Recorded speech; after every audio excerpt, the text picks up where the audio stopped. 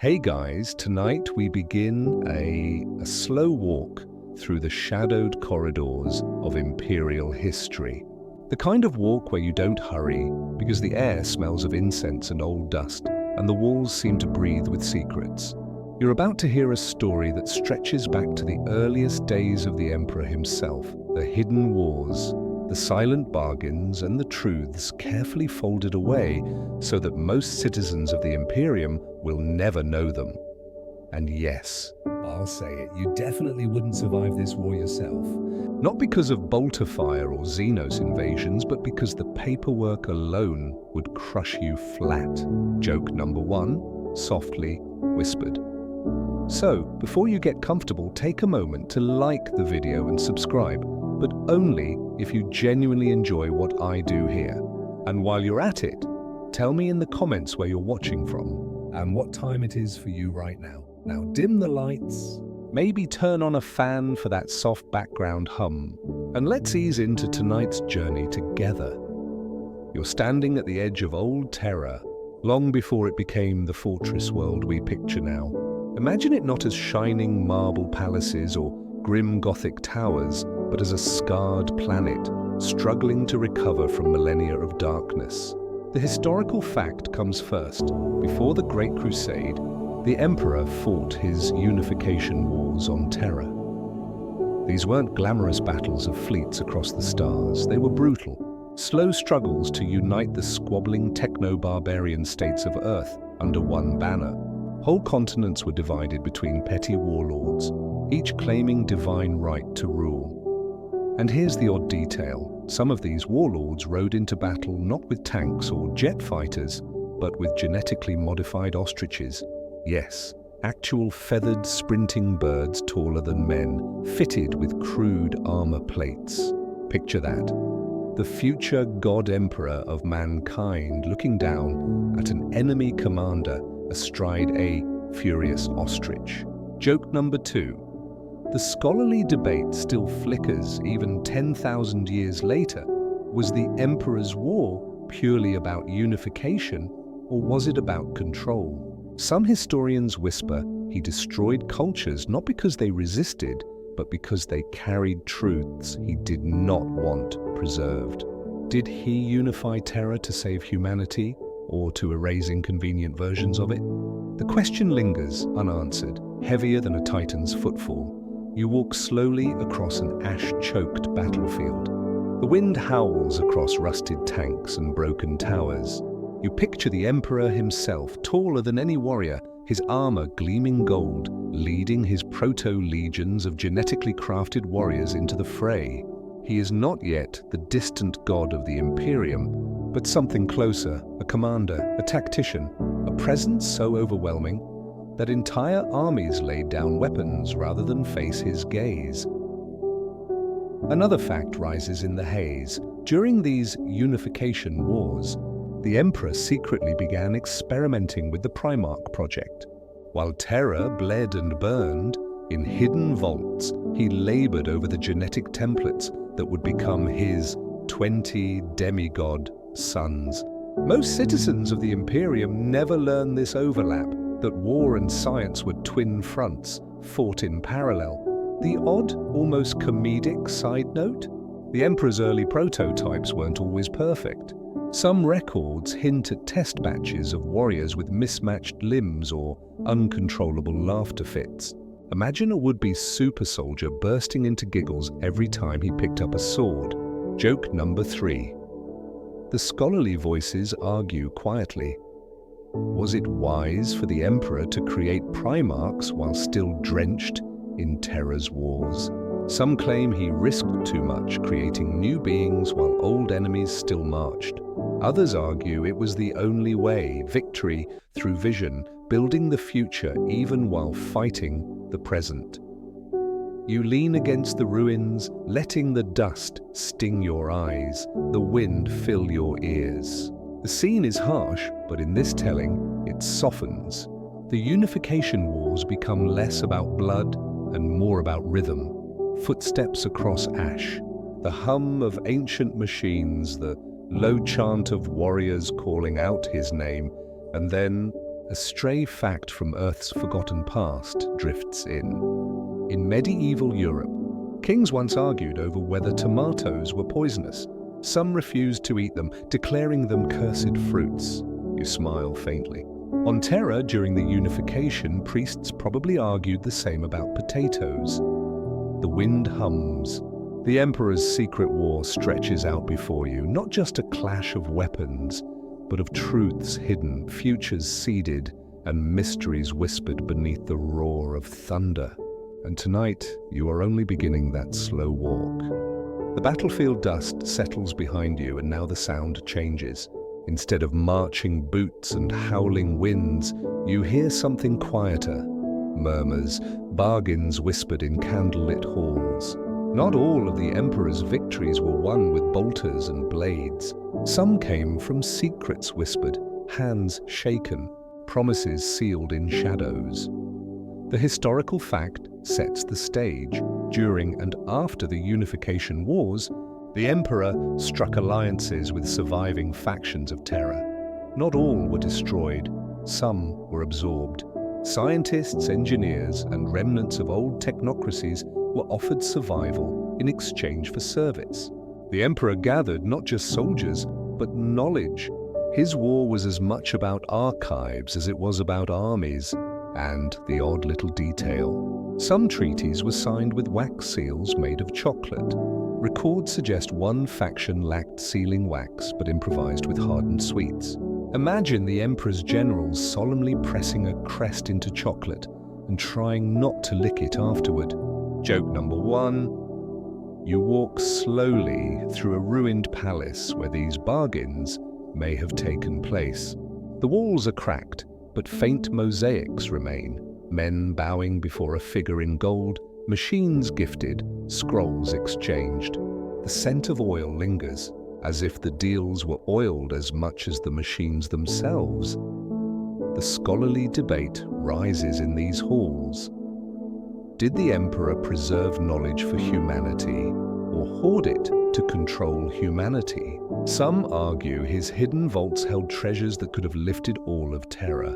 Others claim he deliberately locked them away, ensuring no one else could rival his vision. Control and salvation often wear the same cloak. You take another step. Beneath your feet lies a shattered cogitator, its wires splayed like veins. Somewhere in vaults just like this, the Emperor hid away fragments of technology too dangerous or too tempting for general use.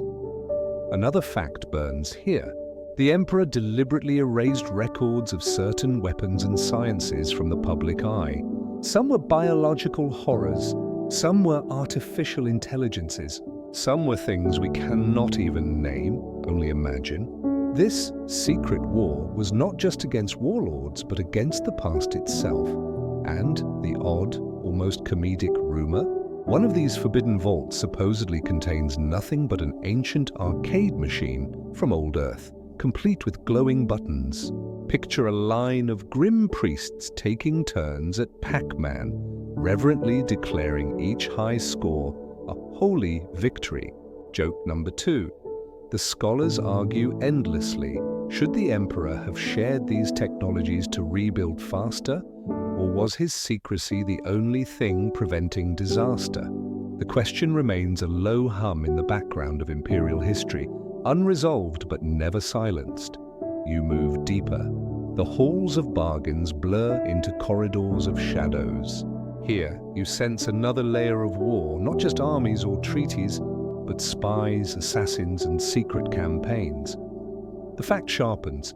The Emperor deployed his custodians and early agents not only to fight openly, but to eliminate enemies quietly. Rival leaders vanished overnight.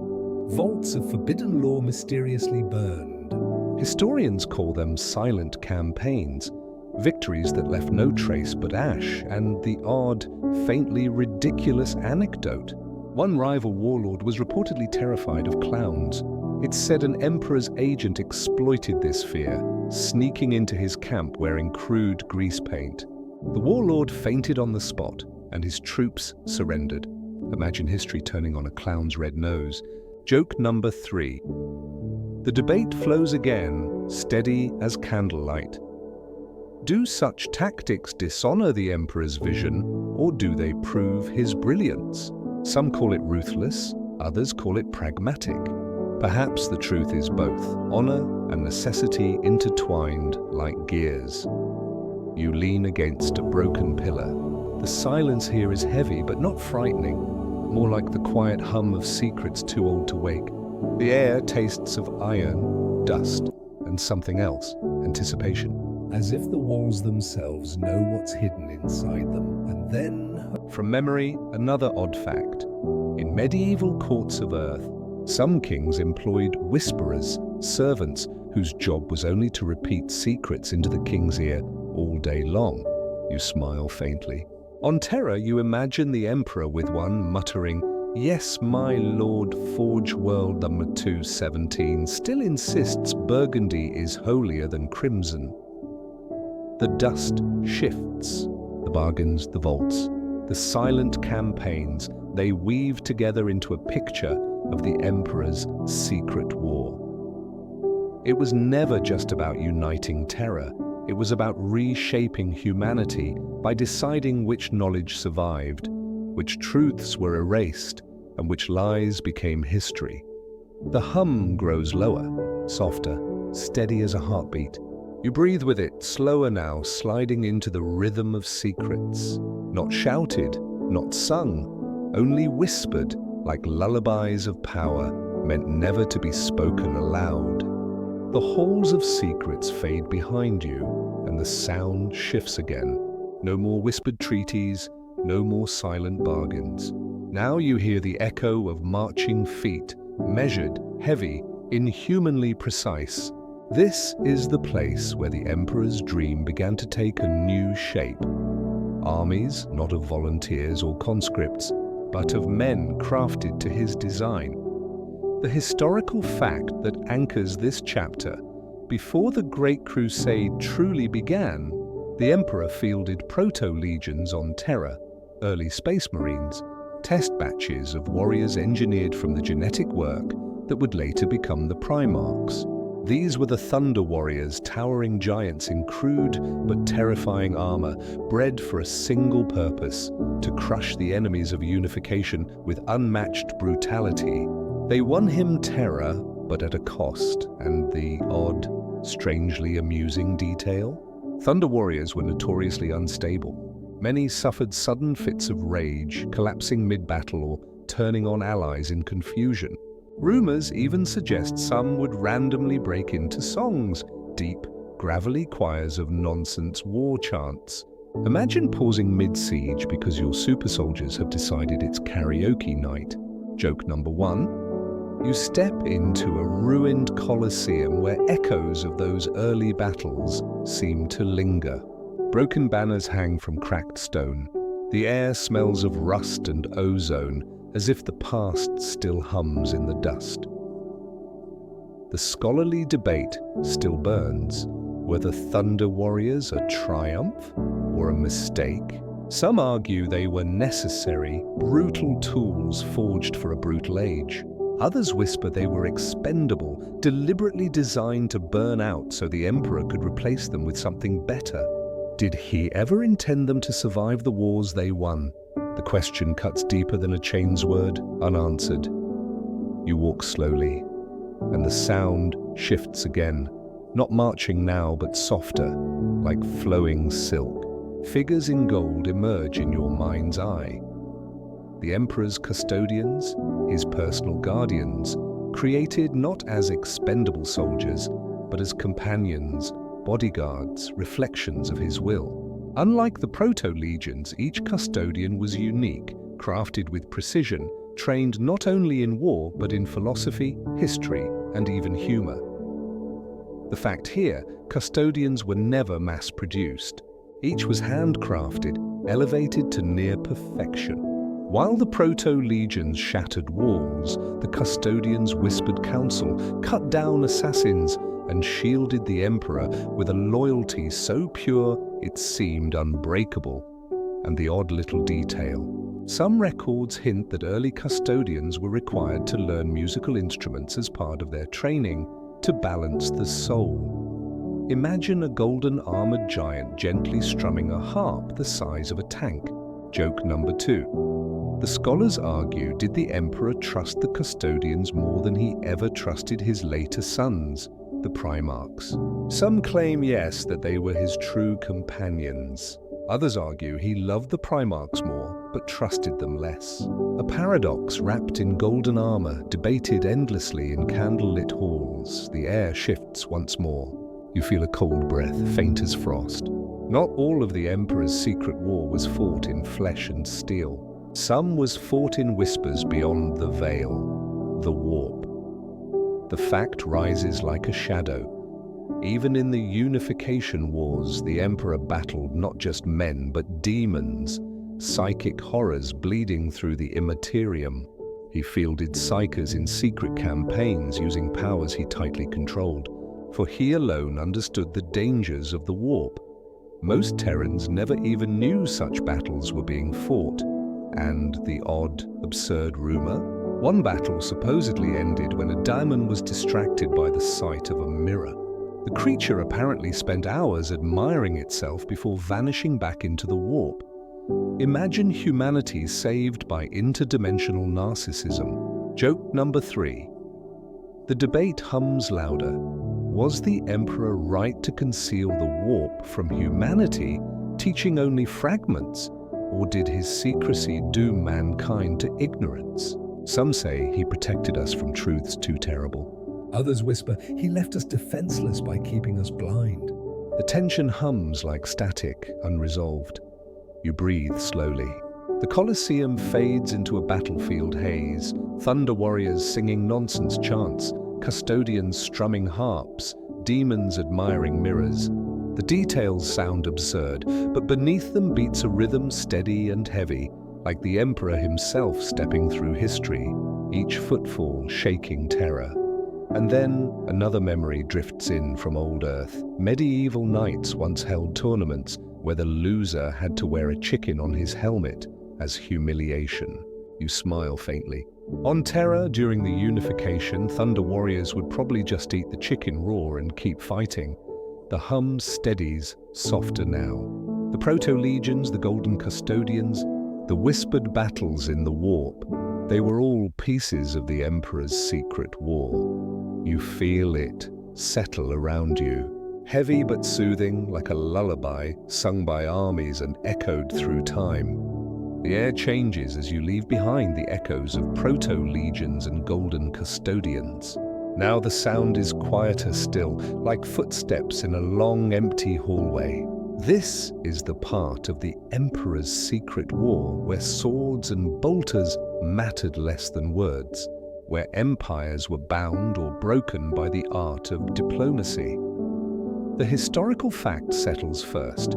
During the later stages of the Unification Wars, the Emperor reached out not only to warlords, but to hidden enclaves of knowledge scattered across Terra. He negotiated with surviving scientists, secret libraries and rogue technocracies. Many who refused found themselves erased from history. Many who agreed became the silent backbone of the Imperium's rising machine. It was not just a war of conquest, but a war of absorption and the odd little detail. One recorded negotiation supposedly took place in a bathhouse. The Emperor, in full golden armor, sat calmly in steaming water, while envoys argued nervously across marble tiles. Imagine trying to keep a straight face while steam fogs your notes, and the Emperor idly adjusts his pauldrons. Joke number 1. You walk slowly through a cracked marble hall, faint mosaics glittering in the dust. The walls depict not battles, but agreements. Men bowing, scrolls exchanged, machines handed over like holy relics. The silence here feels less violent, but no less heavy. The scholarly debate rises. Did the Emperor's diplomacy preserve knowledge or silence dissent? Some claim his bargains saved treasures that would otherwise have burned. Others whisper that he deliberately destroyed cultures, keeping only what he found useful. Was he gathering humanity's best or pruning it into his preferred shape? The question lingers, soft as candle smoke. You take another step, and the air cools, faint drafts brushing against your face. Rumors swirl of mysterious disappearances during these years. Entire factions vanished overnight. Some historians believe they were absorbed into hidden projects. Others claim they resisted too strongly and were wiped clean from history. Another fact hems. Even powerful Psyker enclaves disappeared.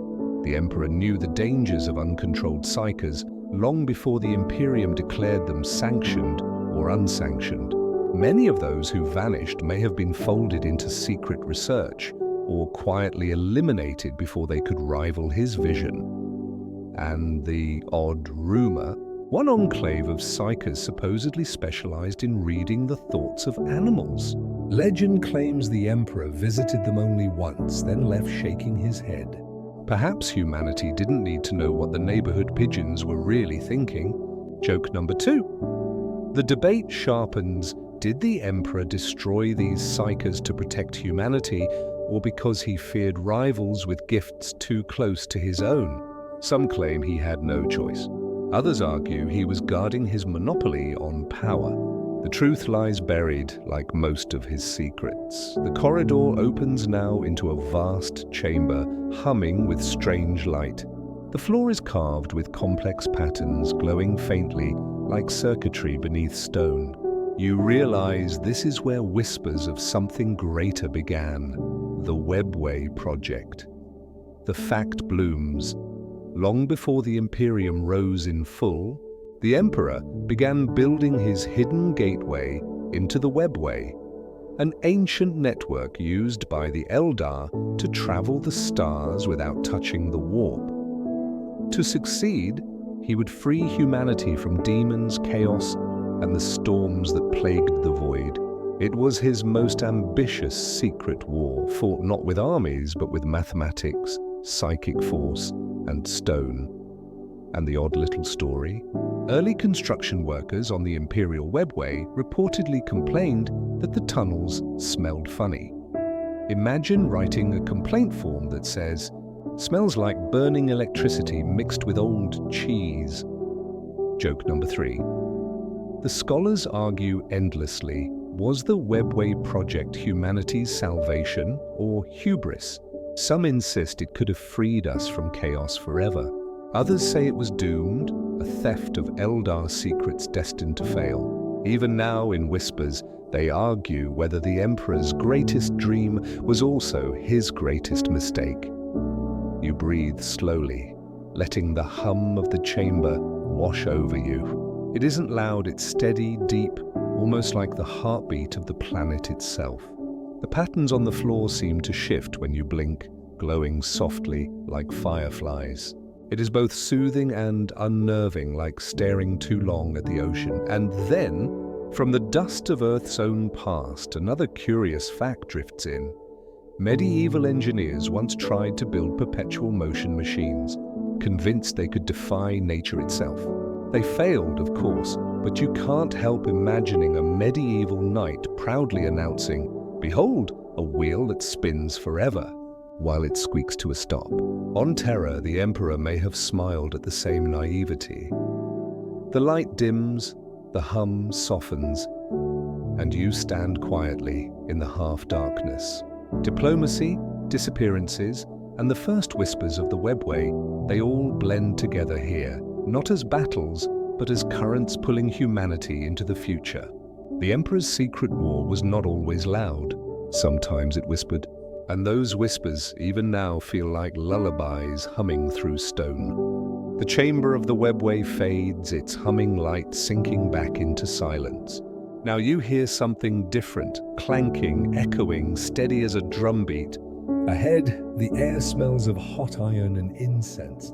You realize you're stepping into the moment when the Emperor's hidden war reached out, not just across Terra, but toward the red planet of Mars. The historical fact settles first. The Emperor forged a secret alliance with the Mechanicum of Mars. The priests of the machine god had survived the age of strife in their forges, guarding scraps of lost technology like holy relics. When the Emperor approached, he offered them legitimacy, protection, and partnership. In return, they gave him the full strength of Mars, its forges, its titans, its Skitarii legions. This pact would become the foundation of the Imperium's power, and the odd little detail: the first treaty meeting was reportedly interrupted when a Skitarii soldier sneezed, accidentally ejecting a bolt round from his implanted weapon. It shot a hole clean through the ceiling. The room fell silent, and the Emperor simply raised an eyebrow. Imagine trying to explain that on the meeting minutes. Joke number 1, you walk deeper into a hall painted with vast cogskull murals. The air is thick with incense, glowing red light spilling from hidden vents. Tech priests bow before golden banners, while custodians stand silently, watching. The scholarly debate rises in whispers. Did the Emperor honor the Mechanicum's faith, or merely tolerate it? Some claim he saw their worship of the Omnissiah as useful, a convenient cloak for his own image. Others argue he intended to reshape their faith, slowly guiding them toward truth. To this day, the question hums between every line of the Treaty of Mars. Another step, and the hall shifts into visions of the future. You see war fleets rising, banners unfurling, soldiers marching into stars yet unseen. The Emperor's eyes were not only on Terra or Mars, his gaze was on the galaxy. The fact sharpens. During these hidden years, the Emperor began laying plans for the Great Crusade.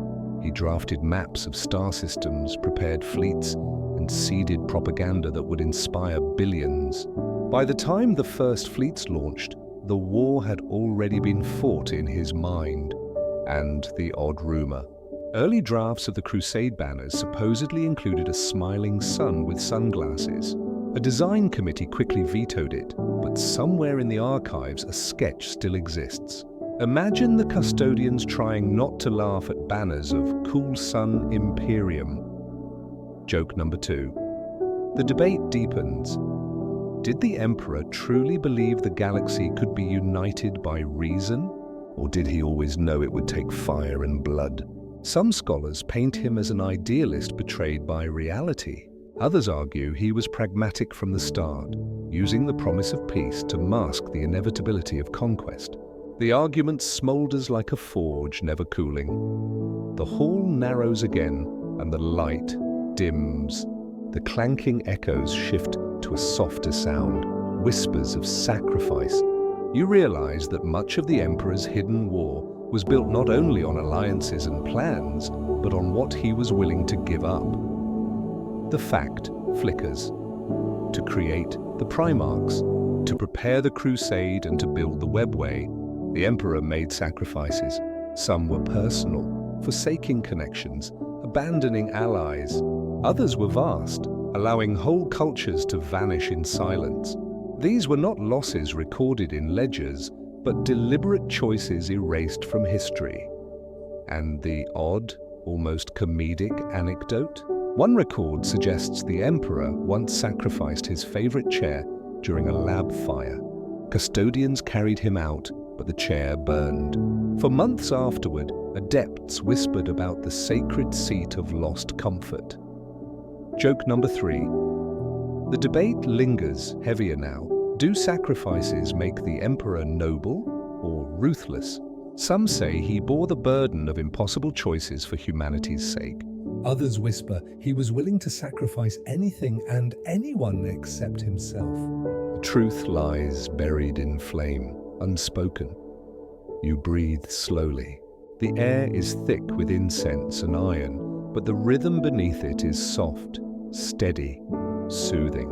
The sound of forges, of treaties, of banners rising and chairs burning. It is absurd, it is heavy, and it rocks you like a lullaby sung by machines. And then, another odd fact from old Earth surfaces. In medieval Europe, kings sometimes hosted feasts so extravagant they bankrupted their own treasuries.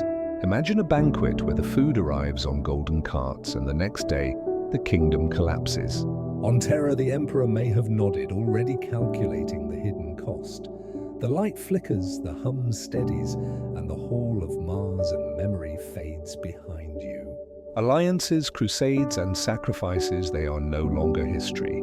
They are whispers still humming in the gears of the Imperium, and tonight those whispers lull you deeper into the quiet heart of the Emperor's secret war. The Hall of Mars fades into silence, and the air grows heavier.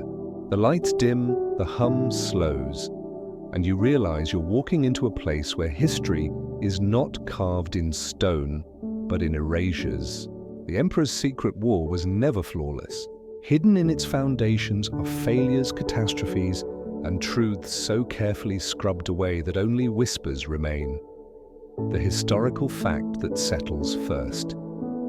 2 of the 20 Primarchs, the Emperor's demigod sons, are missing. Their names erased, their legions unspoken, their statues quietly removed from Imperial halls. Officially, they are forgotten. Unofficially, they are the greatest secret of all. No one agrees whether they died, betrayed, or simply vanished. The Emperor himself ordered silence. And silence has lasted 10,000 years, and the odd, faintly absurd detail? Some ancient records hint that one of the lost Primarchs was once painted bright purple, because the artist ran out of proper pigments. Imagine an immortal son of the Emperor striding into battle looking like a walking grape. Joke number 1, you pause, staring into shadows that stretch like erased names. The silence here is thicker than any noise. Statues once stood here, you think, but they're gone. Dust clings to empty pedestals like shrouds. The scholarly debate whispers endlessly, were the lost Primarchs erased for failure or for defiance? Some say they were too flawed, born broken by warp interference. Others claim they rejected the Emperor's vision, choosing paths so dangerous he had no choice but to erase them. The debate circles like a cogwheel, grinding but never locking. Another step, and you hear echoes of catastrophe. The fact surfaces, during the hidden years, entire projects collapsed. Weapons meant to save humanity malfunctioned. Psychic experiments tore holes into the warp. Whole enclaves were consumed by accidents that no one was allowed to record. Where others saw progress, the Emperor saw unacceptable risk and chose silence instead of memory and the odd, darkly humorous story. One project supposedly tried to create a plasma weapon that doubled as a kettle. The weapon exploded, boiling water and soldiers alike. To this day, some adepts call it the Great Tea Incident. Joke number 2. The debate sharpens like a knife. Was the Emperor right to cover up these catastrophes, preserving unity by burying shame? Or did his silence cost humanity the chance to learn from failure? Some argue truth is dangerous. Others claim lies are worse. Both sides whisper, never resolving. The corridor widens into a vast, half-collapsed vault. Faded inscriptions line the walls, but many have been chipped away deliberately. You can almost feel the effort it took, not just to carve history, but to erase it. Another fact emerges. Some scholars believe the Emperor's greatest failure was not in the Primarchs or the Forges, but in his control of the warp. By keeping knowledge locked, he left humanity blind. When the storms came, when chaos whispered, the Imperium was unprepared. Secrecy may have won battles, but it sowed ignorance that bred disaster. And the odd rumor? A forbidden tome supposedly described a demon that could only be banished by telling it bad jokes until it left in embarrassment. Imagine an entire squad of custodians armed not with swords, but with puns. Joke number 3. The debate hums low, heavy. Did the Emperor's secrecy prevent chaos or ensure it? Some whisper that the Horus heresy itself, the greatest betrayal, was seeded in the gaps, the blind spots, the things unsaid. Was silence protection or poison? The question is too vast to answer, but too soft to ignore. You breathe slowly. The air tastes like dust and smoke, old ink and burned pages. failures, forgotten names, erased projects. They do not roar. They hum, and the hum is steady, soothing, like a lullaby played on broken instruments. And then from Earth's past, another fact drifts in. Medieval monks once copied books by hand, but sometimes grew so bored they doodled cats in the margins. You smile faintly. On Terra, you imagine adepts quietly doodling Primarchs with silly hats before chiseling the pages away forever. The vault fades into darkness. The silence of lost suns, forgotten projects, and secret disasters lingers behind you, heavy but soft. You realize the Emperor's secret war was not only built on victories, it was built on failures carefully buried, erased so thoroughly they became whispers instead of wounds. And tonight, those whispers rock you gently, deeper into sleep. The silence of lost suns fades behind you and the air sharpens. You hear faint echoes now, not human chants, but stranger tones. Clicking, buzzing, humming in pitches no human throat could make. This is the place where the Emperor's secret war touched enemies not of Terra, but from beyond, the xenos that crept too close during the Age of Strife. The historical fact unfolds. Long before the Great Crusade, the Emperor waged shadow wars against alien intruders who slipped through Terra's fragmented defenses. Small skirmishes with Eldar raiding parties, orc warbands testing their strength, and stranger species now forgotten to Imperial history. These wars were not public nor grand. They were silent purges, fought in the void and erased from records.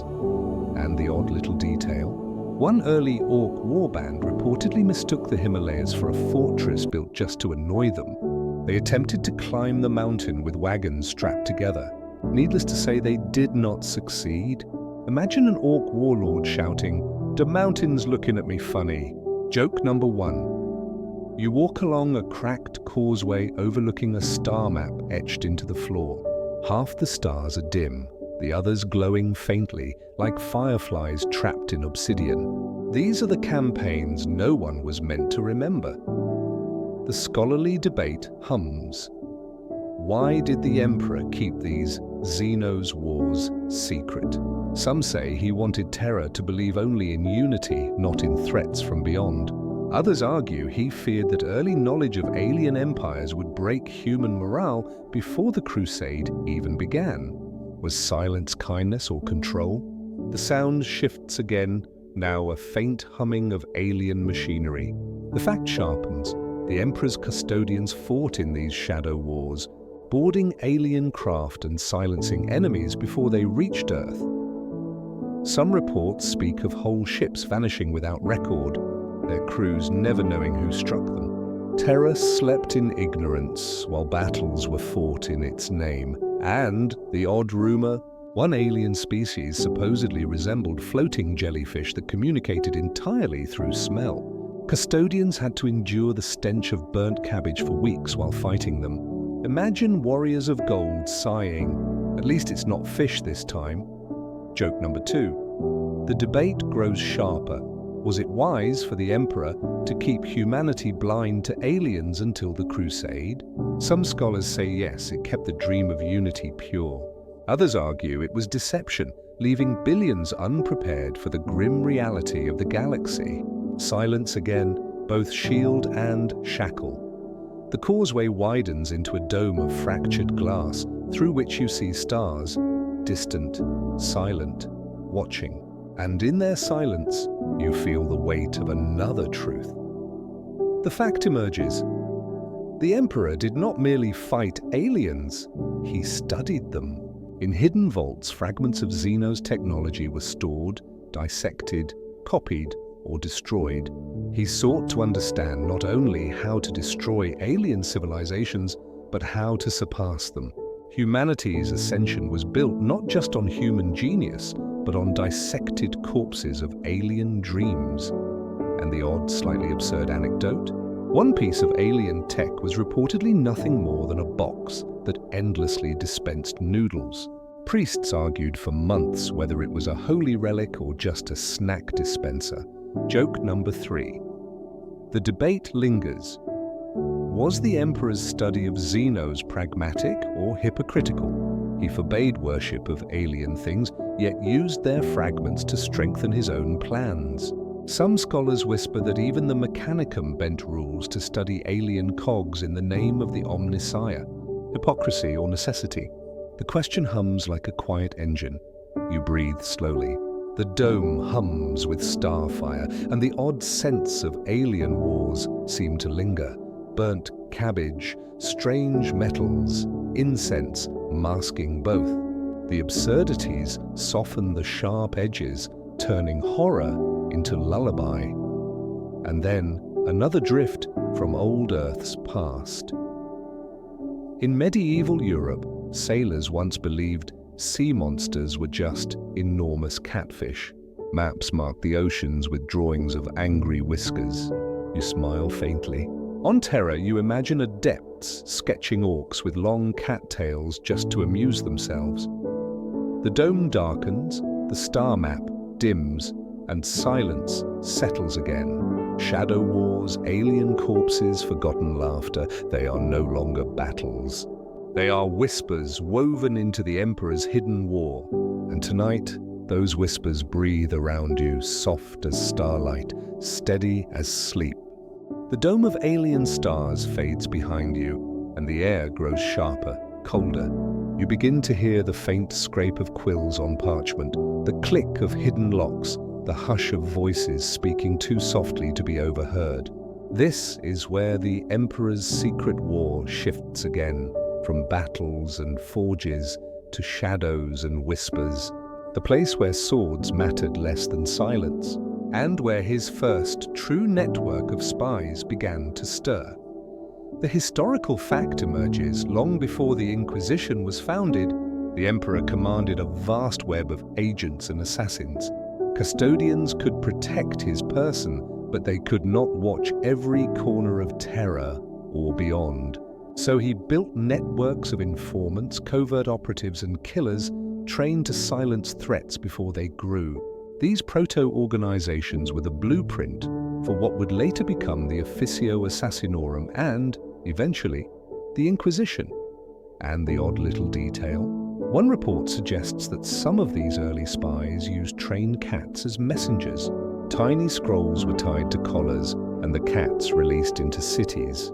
The system worked until one agent accidentally tied a message to a particularly lazy cat that refused to move for 3 days. Joke number 1. You step into a long corridor lined with fading murals, each one depicting not battles, but figures in cloaks, daggers gleaming faintly in torchlight.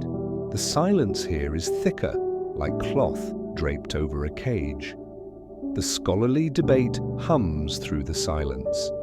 Was the Emperor building these networks to protect humanity or to control it? Some argue his agents prevented uprisings, alien infiltrations, and chaos cults from ever taking root. Others whisper they were used to erase dissent to ensure only one voice, his, could ever rise above the noise. Security and tyranny often wear the same hood. Another step forward, and the air grows colder. The fact becomes sharper. Some of the Emperor's earliest assassins were crude experiments, blending gene forging with psychological conditioning. They were not yet the temples of death that later produced Vindicare or Eversaw killers, but they were terrifying enough to make enemies vanish in a single night. And the odd rumor? One of these prototypes was said to be so dramatic that he refused to kill anyone unless he could first deliver a one-liner. Imagine a cloaked figure whispering, "You've been erased," before fumbling with a knife. Joke number 2. The debate sharpens. Was it right for the Emperor to unleash killers upon his own species in secret? Some historians argue it was pragmatic, better to silence one than risk a rebellion of thousands. Others counter that it was the first sign of a darker truth, that even unity was built on blood spilled in shadows. You move deeper into the hall where the torches flicker low. The light reflects on steel masks, daggers, and faint inscriptions of names that no longer exist. The air feels heavy with memory, as if every shadow still watches. The fact flickers. The Emperor even planted spies among his own allies. Even the Mechanicum, the warrior houses, and certain proto-Legions were infiltrated by his hidden eyes. Trust was never absolute. Loyalty was always tested, and the odd, faintly ridiculous anecdote. One agent once disguised himself as a juggler to infiltrate a noble court. Unfortunately, he was terrible at juggling and knocked out 2 guards by accident before fleeing. History may never know if that was brilliance or pure luck. Joke number 3. The debate lingers like smoke. Was mistrust a strength or a weakness? Did the Emperor's refusal to trust anyone fully save humanity, or did it plant the seeds of the paranoia that would one day consume the Imperium? Even now, scholars argue, their voices hushed, as if afraid the shadows still listen. You pause in the silence. The corridor seems to breathe, faint whispers sliding past your ears. Spies, assassins, informants, they are not loud. They do not roar. They hum, steady as the ticking of a clock, soft as the breath of someone asleep. And then, from Earth's forgotten past, another strange fact drifts in. In Renaissance Italy, some spies actually used hollowed-out eggs to smuggle secret messages. You smile faintly. On Terra, you imagine one of the Emperor's adepts cracking breakfast and gasping, "By the Omnissiah, it's an invasion plan." The torches dim, the whispers soften, and the corridor fades into deeper shadow. Spies, cats, fumbling jugglers, they are gone, but the rhythm remains. The Emperor's secret war was never fought only with armies. It was also fought with silence, deception, and the steady hum of unseen eyes. And tonight, those eyes close softly, watching you into sleep. The corridor of spies fades into shadow, and now the silence shifts. This is not the quiet of daggers or of erased names. It is the silence of mystery, the kind that hums inside your bones when you stare too long at the night sky. You are stepping into the Emperor's most personal secrets, his origins, his burdens, and the myths he allowed to cling to his name. The historical fact whispers first. The Emperor was a perpetual, born in the distant past of old Earth. Legends say he was created or emerged around 8000 BC, formed from the combined sacrifice of ancient shamans who gave their lives to reincarnate as one immortal being. Across millennia, he walked silently among humanity, guiding, nudging, shaping, always in shadow, until the Unification Wars revealed him fully. And the odd, strangely human detail. Some apocryphal texts claim the Emperor once worked as a potter in Anatolia for a decade, perfecting clay jars. Imagine the God Emperor of mankind sighing because someone chipped his favorite vase. Joke number 1, you step into a vast chamber of murals. The walls are alive with half-finished images. The Emperor in golden armor, the Emperor as a farmer, the Emperor as a teacher. Some paintings are brilliant, others clumsy, as if humanity itself couldn't decide what he was. The scholarly debate hums like soft thunder. Was the Emperor truly born of shamanic sacrifice, or is that myth a later invention? Some claim he was the ultimate product of evolution, the pinnacle of human psychic potential. Others whisper darker theories, that he was something else entirely, something that bent history to its will. No one agrees. No one dares another step, and the air grows heavier. The fact sharpens. The Emperor carried not just the burden of rulership, but of psychic weight. He was a beacon in the warp, a presence so vast it reshaped the immaterium around him. Even before the Astronomicon, even before Terra was fully his, he bore the burden of humanity's collective souls pressing against his own. Every dream, every scream, every spark of faith, he carried them silently. and the odd rumor. Some archives hint he enjoyed simple card games in his hidden years, often losing on purpose just to see the joy on human faces. Imagine a golden figure with infinite patience, pretending he doesn't understand how to play Go Fish. Joke number 2. The debate sharpens like a knife. Did the Emperor allow myths to spread about himself to inspire humanity or to control it? Some argue he permitted legends because they gave hope. Others whisper he cultivated them deliberately, weaving himself into something larger than human. Was he lifting mankind or manipulating it? The answer hums, soft but jagged. The chamber shifts again, opening into a void lit by faint stars. The fact echoes. Even during the unification, whispers of his godhood were already spreading. Some saw him as savior, some as tyrant, some as a living god. The Emperor himself always denied divinity, yet he never silenced the myths fully. He let them linger like seeds waiting for fertile soil. And the odd, faintly ridiculous story, one early cult supposedly worshipped the Emperor's footprints, preserving dirt from his steps in golden boxes. Custodians had to gently explain that no, soil was not sacred, at least not officially. Joke number 3. The debate deepens. Was the Emperor truly humble in denying godhood, or was it a calculated move? Some argue he knew worship was dangerous, that faith distorts truth. Others argue he secretly wanted it, letting the Imperium's cult of the God Emperor grow unchecked after his fall. Even now, historians whisper, was he truly against religion, or only against religion he did not control? You pause in the starlit chamber. The silence here is different, not heavy like erased names, not sharp like daggers. It is vast, endless, stretching like the warp itself. His secrets are not loud. They breathe like the ocean, slow and deep, and then another odd fact drifts from Earth's forgotten past. Medieval kings sometimes disguised themselves as commoners to walk among their people, testing loyalty. You smile faintly. On Terra, you imagine the Emperor slipping into a tavern, ordering a drink, and sighing when the bartender says, "Sorry, we only take coin." The chamber dims, the murals blur, and the silence wraps you like a cloak. The Emperor's origins, his burden, his myths, they remain mysteries, whispered but never answered. And tonight, those mysteries hum around you, soft as lullabies sung by stars.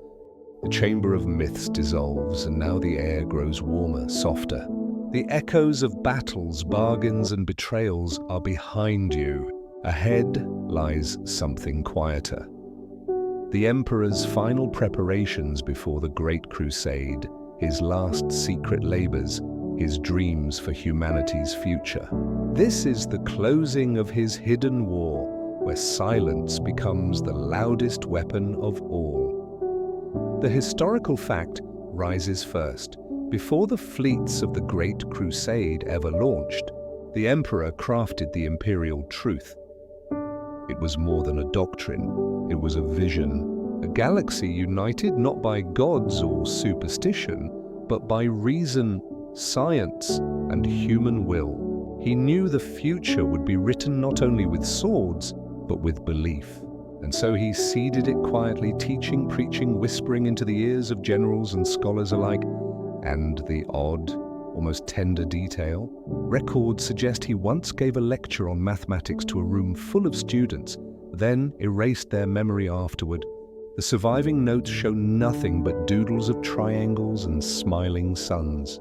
Imagine the God Emperor of mankind sighing, "Well, at least they tried." Joke number 1. You walk across a hall lined with banners, each one blank, waiting for symbols that would one day march across stars. The air is heavy with anticipation, but it hums like a slow heartbeat, not like war drums. The scholarly debate hums low. Was the Imperial Truth a genuine vision of peace, or a tool of control? Some argue the Emperor truly believed in reason over faith. Others whisper he only swapped one form of belief for another, demanding loyalty to his word instead of God's. Was it liberation or a subtler chain? The argument lingers, endless, another step, and the banners flicker with golden light. The fact sharpens. Even as the crusade loomed, the Emperor dreamed of more. The Webway Project, the Astronomicon, the Primarchs, the Mechanicum Pact, each was part of a larger design. He did not see humanity as it was, but as it could be. Unshackled, united, stretching across the galaxy like a single, vast heartbeat. And the odd rumor? One custodian supposedly caught the Emperor sketching star maps in the margins of a cookbook, entire campaigns planned between recipes for stew. Imagine discovering the Great Crusade penciled next to "add salt to taste." Joke number 2. The debate grows quieter now, softer, as if even scholars hesitate to disturb the dream. Did the Emperor truly believe humanity could ascend, or did he already know the cost would break it? Some claim he was the greatest optimist in history. Others whisper he was the coldest pragmatist, hiding truth behind golden eyes. Perhaps he was both. Perhaps he had to be. The hall widens and you feel the weight of his final preparations. The fleets built in silence, the Primarchs scattered yet destined, the hidden wars already fought. You realize the greatest secret of all. The Emperor's war was not just against enemies outside, but against time itself. He was racing a storm only he could see, and the odd, faintly ridiculous story. One apocryphal tale insists the Emperor once held a farewell feast before the Crusade, where he tried Terran pizza for the first time. The record ends with him saying only, "Too much cheese." Joke number 3. The debate closes like a door. Did the Emperor's dreams die in the heresy, or do they still hum quietly beneath the Imperium's endless wars? Some argue his vision failed. Others whisper it still waits like a seed, hidden, patient, eternal. You breathe slowly. The banners glow faintly, and the hall hums like a lullaby. The whispers of the Emperor's secret war soften, not gone, but resting. Facts, myths, failures, victories, they blur together into a rhythm steady and slow, like the hum of the Astronomicon itself. And then, from Earth's old history, one last fact drifts in. Ancient sailors once believed that when you reached the horizon, you would fall off the edge of the world. You smile faintly. The Emperor knew better. He dreamed of horizons not as ends, but as beginnings. The light dims, the hum softens, and you stand in silence. The Emperor's secret war has ended, not with a roar, but with a whisper. And tonight, that whisper rocks you gently until sleep takes you whole.